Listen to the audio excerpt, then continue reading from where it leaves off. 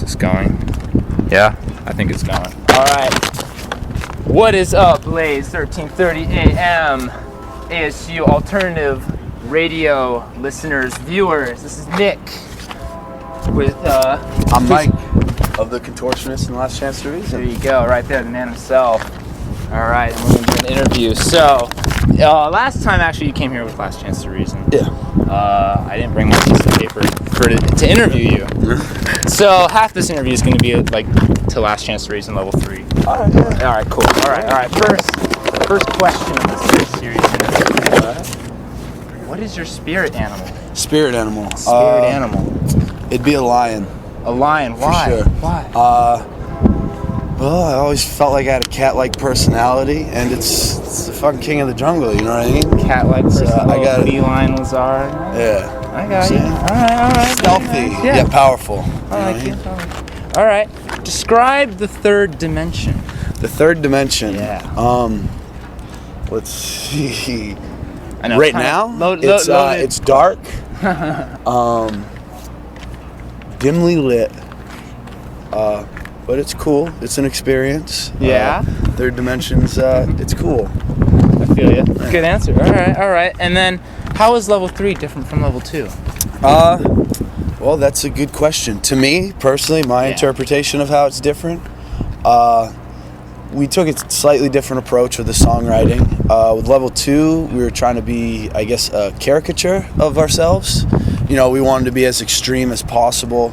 At level 3, you know, as we got older and we toured with bands that were, you know, just ridiculous, we wanted to get a little more tasteful. We wanted to be technical, but we wanted it to not be so obvious. We didn't want to be like, hey, look at us. We wanted to be able to play so, you know, your technical musicians could listen and enjoy, and then your average person could listen and enjoy, which I feel is harder to do. So yeah, that's what we wanted to do with level 3. I mean, we still have a long way to go with that. We're still working on it. We're young musicians, so we're in the path we want to go now. I got you. All right. Jazz influences and R&B influences, what would they be for you? Let's see. Jazz. I'm actually, the other guys in Last Chance are, a lot of them have their jazz degrees in composition. No way. So I have to listen to like Kurt Rosenwinkel and stuff like that all the time, which is, I can get down on it. I'm more of an R&B fan myself. And it goes back to like old school R&B, like Bill Withers and stuff like that. And then I'm also into more new school, like Frank Ocean. And then even like the 90s, I can get down on some Boyz II Men, some Montel Jordan. I can get down on that, like the 90s, like pop club R&B. I can get down on that too. Cool. All right. I like that answer. Have you taken any lessons or anything like in your past history with singing and whatnot? Not like lessons, but I mean, I've always been surrounded by really awesome musicians. In any band I've ever been in, I just made sure the musicians I surrounded myself were very talented, and I learned from them, I guess. Yeah. And picked up on different things that they all had. So in a way, my whole music career has been one big lesson. You know, constantly learning. But never have I paid and sat down and had somebody like, you need to go fa la la la la la la la la. You know, but you know. All right, good. I like that. It seems that you choose very simple vocal patterns on level 3, maybe for the listeners' enjoyment. I don't know, but like, what is your approach when you're writing vocal melodies? How do you construct those very simple vocal patterns? Let's see.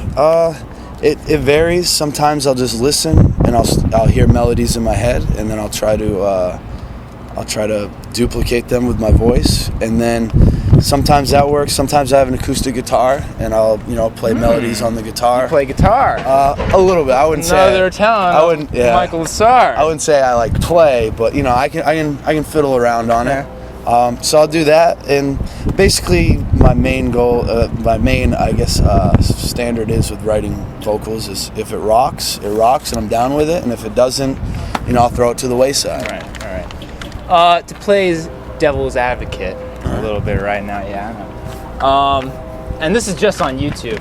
I remember when Level 3 came out, there was a lot of complaints that your voice was maybe a little too low in the mix, maybe a little filtered out. What do you have to say about that, maybe? I mean, I'd want to hear my voice louder than anybody. So, I mean, I always tell them to turn it up, but that's just me. But it's one of those things where it's damned if you do, damned if you don't. If it was up louder, somebody would be complaining the vocals are too loud. It's all a matter of perspective. It's all subjective. Everything, mixing, music, it's all subjective. Yeah.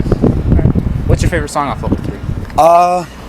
Probably The Escapist, because that was one that I really got to show a little bit of my R&B influence. Yeah, I agree. I got to let loose a little bit on it.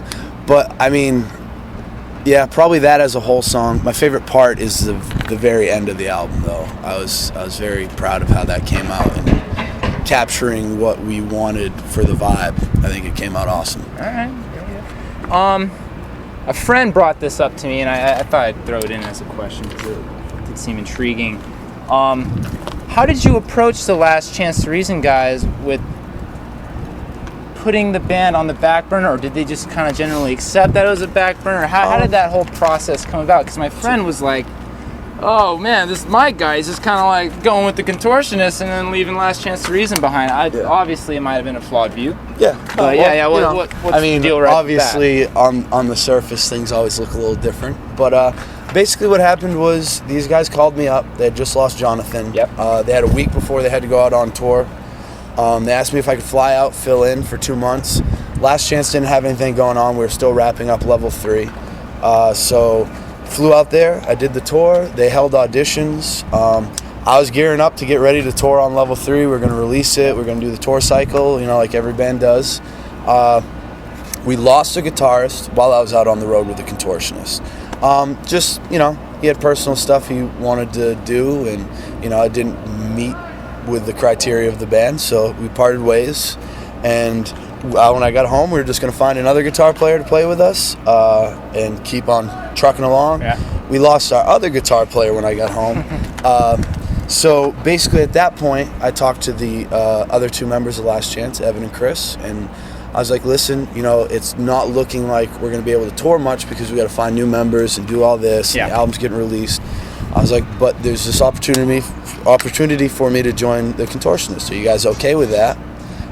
And they were totally cool with it. Chris is he just had his 3rd kid, so it's everybody in the band has their own thing going on, so it's not like there's anything heated. I mean, we just did a Last Chance tour. I just talked to those guys the other day, so it's all good. And yeah, basically they were happy for me. They didn't want me to pass up the opportunity to join the Contortionist and then have Last Chance kind of fizzle out because due to inactivity. So they pushed me to actually take it. So a lot of the people who think I just up and left just to do it, they're just making a very brash assumption off nothing. Right. You know what I mean? They read some interviews and they think they have the inside scoop, but that's not the case. So cool. Everything's good. I'm happy with both bands. They're happy with me. So glad that was cleared up. Tom Kushabab. Anyway, all right. To the Contortionist interview. Part of the interview. All right. Very serious question right now. All right, hit me. What is your favorite tour food? Tour food. And least favorite as well.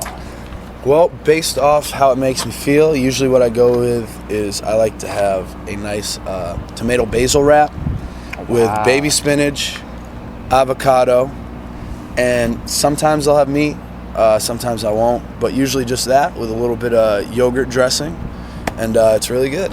This guy right here. Low in calories, got some superfood in there. Nice. Some baby spinach, got some protein, great nutrients. All right, and least favorite? Least favorite? Fuck Taco Bell. There you go. That's like the answer across the board. Yeah.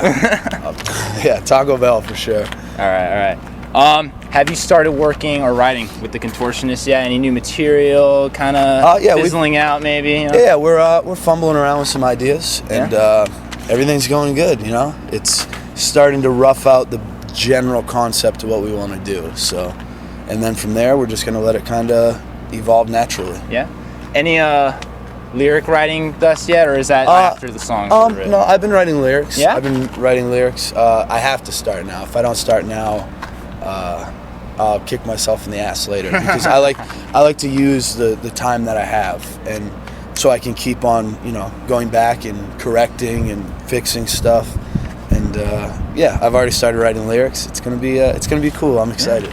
I know Jonathan might have done some research on like Exoplanet and Intrinsic with his lyrics, and also both of those albums are very science fiction based. Is there gonna be a continuation of that, or maybe you're gonna take in a different direction, or what's I'm gonna try to, stay true to somewhat of the Contortionist form, but I still want to add my own flavor. Yeah. You know what I mean? And it's one of those things where I'd like to find some middle ground in between that, where Exoplanet's more outer exploration and Intrinsic's more of an inner one. Yeah.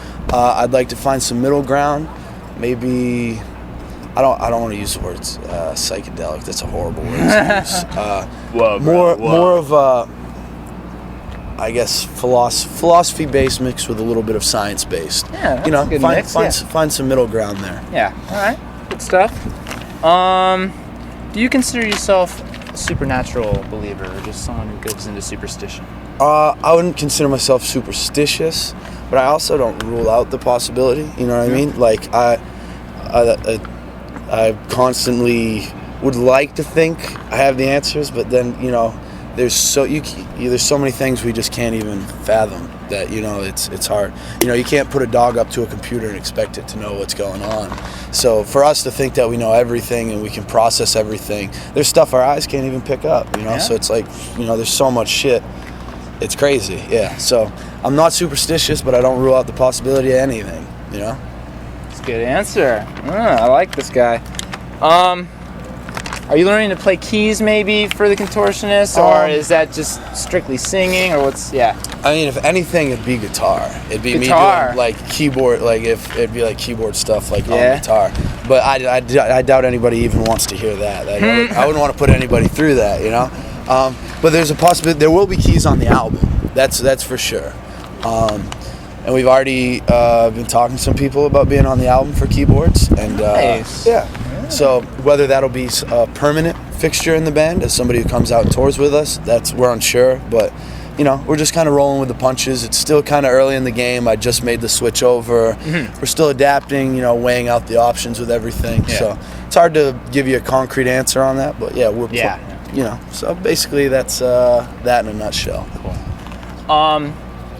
This is kind of another one on the spot. If you had to change the name of the Contortionist, what would you do? What would you change it to? It would either be, I've always wanted a band called Anal Tray, or it'd be called Dark Child or something like that. Cam and I have a thing where we always said Dark Child would be a sweet R&B group, like a dark R&B group. But I mean, I like that name just in general, Dark Child. I like Anal Tray a little bit. Anal Tray is good, but we'd definitely have to get our speed up. We'd have to be playing at 220 BPMs all the time. The after child of Anal Cunt, right? Yeah. All right, that's cool. What's your favorite song by the Contortionist? Favorite song? To perform or listen to? Let's do both. Both? Perform, it's definitely Hollow Movement. Hollow Movement, I mean, they're singing all the way through, so I get to jam the whole time. Yep.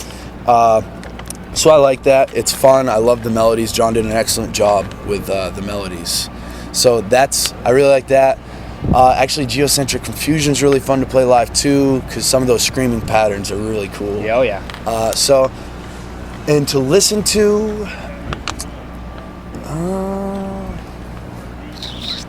I like Anatomy Anomalies a lot to listen to. But I mean, those other two would be up there with listening as well. But Hollow Movement and Geocentric are probably my favorite to play live for sure. Nothing off Exoplanet, huh? Oscillator's fun. I like Oscillator. But coming from a vocalist standpoint, I like the ones that are a little more busy with vocals. Oscillator comes out blazing, and then the last half's just instrumental. Yeah, it's just all explosions in the sky. Yeah, shit? whatever. Everybody's there for the vocals. Come on. This guy right here. Is it weird performing Jonathan's songs live, singing the lyrics that maybe you haven't written, or is it, adaptive? I think it would have been had I not been thrown into the fire right off the bat with a week to learn everything. I didn't really have time to think about it. I was just I have to memorize these lyrics, I have to memorize these patterns, I have to memorize these melodies. Yeah. That's it. That's the only thing that was on my mind. I didn't care about what I was singing about. I just had to make sure I was singing it well and it came across and people got their money's worth. So it was one of those things, and over time it all became natural. So by the time that became natural, I still wasn't thinking about it. But it's It's cool. John has cool lyrics. You know, I've always been a fan of the Contortionist. I've been friends with him for like 3 or 4 years now. So it was easy for me to join up and, you know, just jam on it. And the other thing is, I wouldn't just join a band that I didn't enjoy. You know what I mean? Like, obvious. Yeah. So it's one of those things. It's Contortionist is one of the few metal bands out that I do still honestly enjoy, and I think they're doing something a little different, and they're trying stuff, and they're not afraid to try stuff. Yeah. So, yeah, I don't feel too weird doing his stuff because I think it's cool. I like his take on stuff. What are some other metal bands maybe like that you are enjoying too? I know there's only a few that you said, but like. Well, I mean, there's a lot, but I mean, I'm touring, playing metal all the time. You tend to get a little burnt out on it. Listen to it like 6 hours a day, but obviously. Between the Buried and Me, the Faceless, Planetary Duality was like one of my favorite albums when it came out. Let's see, who else is there? There's, my brain's just racing. Obscura's amazing. Let's see, who else we got here? Animals as Leaders. I really like Scale the Summit. It's a good list, yeah. Yeah, there's just so there are. I say there's only a few, but there's actually a lot in the grand scheme of things. But you know, there's a lot of talented bands out there. Got you. And Chon, I got to mention Chon because just did a tour with Chon. Honestly, their album is phenomenal, but you see them live and it's 50 times better. I didn't think it was possible, but Chon brings it, man. They get on stage, they just fucking rock out. I remember them opening for you. That was awesome. Bought that CD. Yeah. They were the band that they blew come me out away that night. No bullshit. They just come out, they set their amps up, and they just jam. That and was awesome, I can respect that. I dig that a lot. I do too. Last question in the interview. I forgot it already. Who would you consider to be your favorite band to tour with? And to tour with. Yeah, to tour with. That's part one. And then who would you look forward to tour with in the future that maybe you haven't toured with thus yet? That I've toured with. There's so many awesome bands. Some that pop into mind that I've had some of the best times with. Dead Letter Circus was really awesome. That answer comes up a lot too. They are amazing. They are very mystical men. Yeah. I don't know them. They have like an aura about them. They're Australian aura. They're beautiful human beings. Really, honestly, there's just something about them. They're very some of the kindest human beings I've ever met. Those guys, Dudes and Animals as Leaders. I love hanging out with those guys. Faceless are fucking awesome. Every band that I've never toured with a band that were assholes, and I've been lucky, very lucky in that sense. So all the bands I've ever toured with, Obscura, Between the Buried and Me, everybody. I can't even listen to them. Chon, fucking everybody. Evan Brewer. Evan Brewer. Well, a little bit of controversy with him, but all right. And then the band that you haven't toured with yet that you'd want to tour with. It wouldn't even be a metal band, probably. That's cool. That's encouraged. Let's see. I'd say Frank Ocean. Frank Ocean's got my favorite. He's got one of my favorite voices. So for my own personal enjoyment, I'd be able to watch him every night. No, just awesome. Laying down, just tasty vocal lines. Nice. All right. Listen, Mike, thank you so much for the interview. Appreciate it. And you are watching Arizona's 1330 AM ASU's original alternative. What up? Word.